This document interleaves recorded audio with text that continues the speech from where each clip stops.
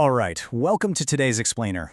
I am absolutely thrilled to guide you through this session because today we are taking everything out of the realm of pure theory and actually getting our hands dirty. We're going to embark on a complete journey, transforming raw, messy data into a deployed, highly predictive tool. By the time we wrap up, you're going to see exactly how an end-to-end machine learning project comes to life, specifically focusing on predicting student scores.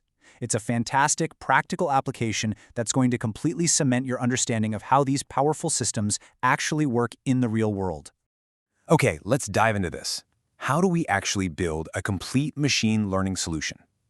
It's one thing to understand a standalone algorithm, but it's an entirely different challenge to string all the necessary pieces together into a seamless, functioning pipeline. That is our core question for today. We want to demystify the complete lifecycle so that you aren't just looking at random fragments of code, but rather a holistic, start-to-finish process that you can actually replicate in your own work. So, here's our roadmap for today. We'll cover 1. The complete ML challenge. 2. Exploring the student dataset. 3. The core machine learning workflow. 4. Choosing the right algorithm. 5. Deployment and real-world applications. And finally, 6. Mastering the ML lifecycle. Let's start right at the beginning with Section 1, the Complete ML Challenge Student Score Prediction.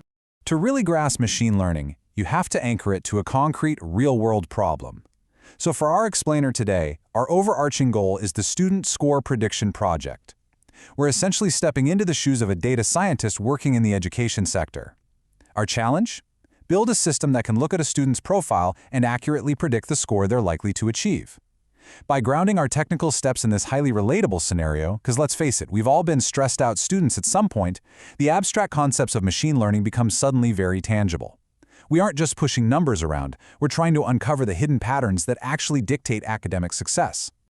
And that brings us to Section 2, Exploring the Student Dataset, specifically looking at features and target. Every great machine learning project begins with the raw materials. Now, what's really interesting about this slide is how it breaks down the fundamental distinction that forms the absolute bedrock of supervised machine learning, features versus target. Think of features as the inputs, or basically the clues. In the context of our student dataset, features might be the number of hours a student studied, their attendance record, or their grades on previous smaller assignments. The target, on the other hand, is the output. It's the grand finale. This is the final student score we are desperately trying to predict. Our entire machine learning model is essentially just a mathematical engine trying to figure out the exact relationship between those input clues and that final output score. With our data clearly defined, we move to Section 3, the core machine learning workflow, pipeline steps, which is where our raw data begins its refinement journey. Let's move to and see how this builds. This four-step pipeline is the absolute heartbeat of data science. First, we load the data. We're just bringing our spreadsheets or databases into our programming environment. Second comes pre-processing data. And man, this is crucial. Real-world data is messy. Maybe a student's attendance record is missing, or someone accidentally typed their study hours as the word apple instead of a number. Pre-processing is where we clean, scale, and format the data so the computer doesn't get completely confused.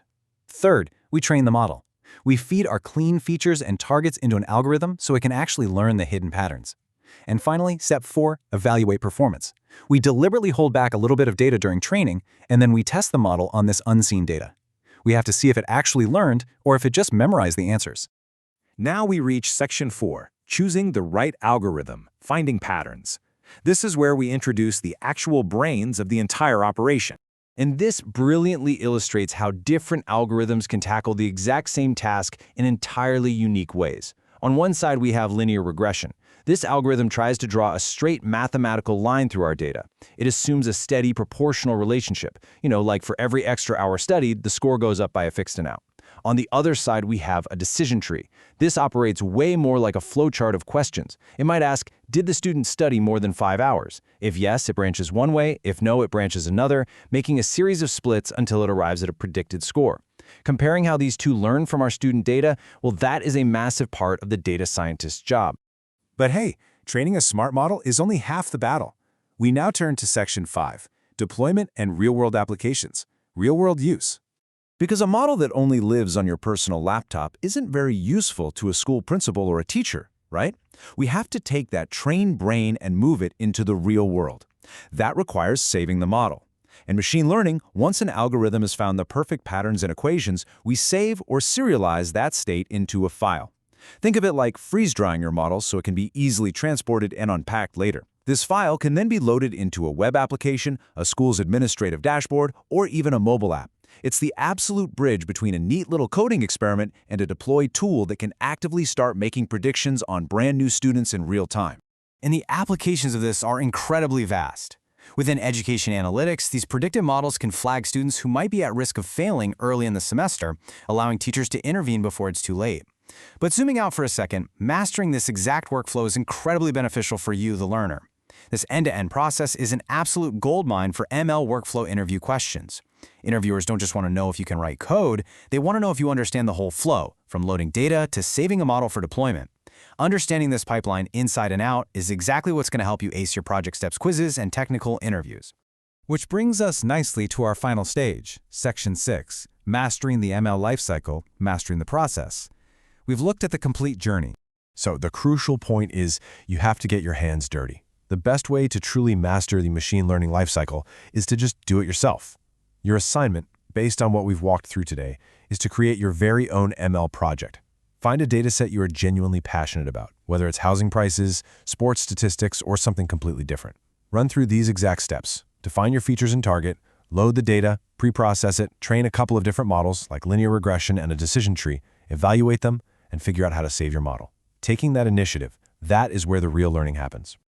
I want to leave you with one final thought based on our use case today. If we successfully deploy these predictive models across school districts to constantly forecast student scores based on their daily behaviors, how might that fundamentally change the future of real educational settings? Does it create an incredible personalized learning environment where teachers can dynamically adjust lesson plans on the fly?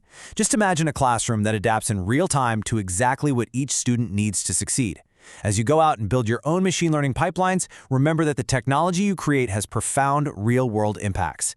Thank you so much for joining me for this explainer, and I absolutely can't wait to see what you build next.